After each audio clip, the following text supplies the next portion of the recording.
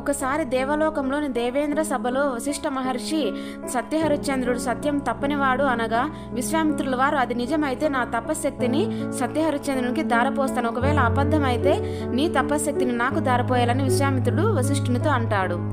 విశ్వామిత్ర మహర్షి సత్యహరిశ్చంద్రుని దగ్గరికి వచ్చి నాకు కొంచెం ధనం కావాలి, ఎంత అంటే ఒక బలవంతుడు ఏనుగు పైన నిలబడి రత్నాన్ని పైకి విసిరితే అంత ధనం కావాలి అని అడుగుతాడు.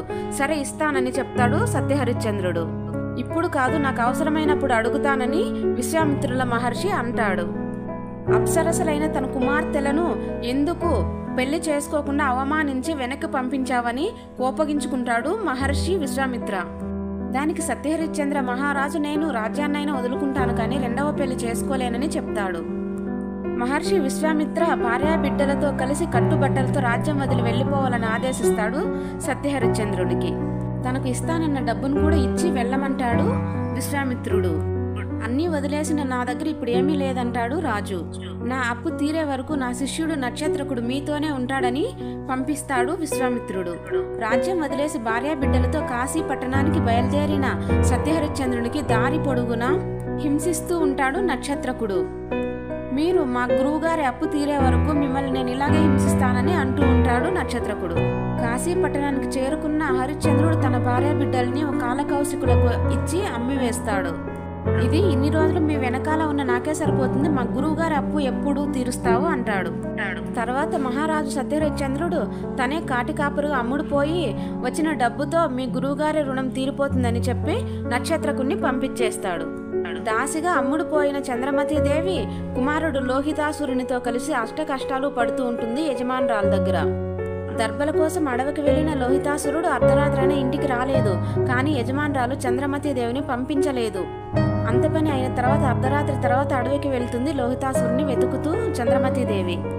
బాలు లోహితాసురుడు పాముకాటుకు గురై కారడవిలో పడిపోయి చనిపోయి ఉంటాడు. తన దురదృష్టాన్ని నిట్టూరుస్తూ చంద్రమతీదేవి కుమారుడైన లోహితాసురుని శవాన్ని తీసుకొని శ్మశానానికి వెళ్తుంది. అక్కడ కాటికాపరిగా పనిచేస్తున్న సత్యహరిశ్చంద్రుడు సుంకము చెల్లించకుండా లోహితాసురుని శవాన్ని తగలబెట్టడానికి అనుమతించాడు చంద్రమతీదేవిని. సుంకం చెల్లించుటకు తన వద్ద ఏమీ లేదు అనగానే సత్యహరిశ్చంద్రుడు నీ తాళి ఉంది కదా, అది అమ్ముకొని వచ్చి సుంకం చెల్లించు అంటాడు. కాళికాదేవి వరము వలన ఇతరులు ఎవరికీ కనిపించిన తాళి తన భర్త హరిశ్చంద్రునికే కనిపిస్తుందని అతను హరిశ్చంద్రుడే అని గుర్తుపడుతుంది. అప్పుడు వీరిద్దరూ తన భార్య బిడ్డలను తెలుసుకున్న హరిశ్చంద్రుడు అయినా ధర్మం ప్రకారము తాళిని అమ్ముకు రావడానికి పంపిస్తాడు చంద్రమతిని. అక్కడ కొంతమంది దుండగులు కాశీరాజు కుమారుని చంపేసి ఆ నగలు దొంగిలించి చంద్రమతి మీద వేస్తారు. చంద్రమతి మీద నిందపడిందని తెలియక కాశీరాజు మరణశిక్షని విధిస్తారు. ఆ మరణశిక్షను అమలుపరచడానికి కాటికాపరిగా ఉన్న హరిశ్చంద్రుడిని పిలుస్తారు.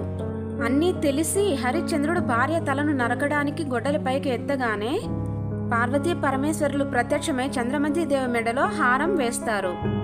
ఎన్ని కష్టాలు వచ్చినా సత్యం ధర్మం తప్పని హరిశ్చంద్రుని సత్యనిష్టకు ముగ్ధులైన ముక్కోటి దేవతలు మహర్షులు వచ్చి హరిశ్చంద్రుని కుమారుని బ్రతికించి రాజ్యం ఇచ్చి తిరిగి పట్టాభిషేకం చేస్తారు హరిశ్చంద్రునికి.